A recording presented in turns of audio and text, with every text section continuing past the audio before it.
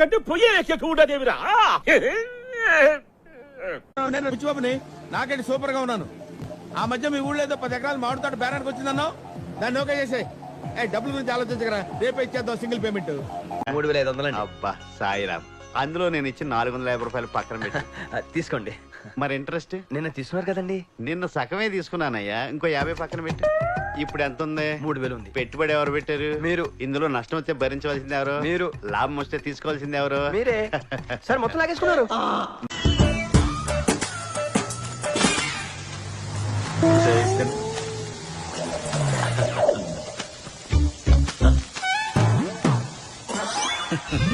నాకు ఆశ్చర్యం వేసింది.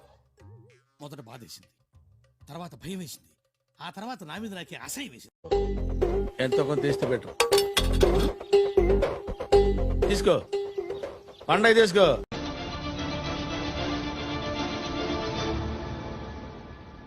నా పని అయిపోయింది అనుకున్నారా?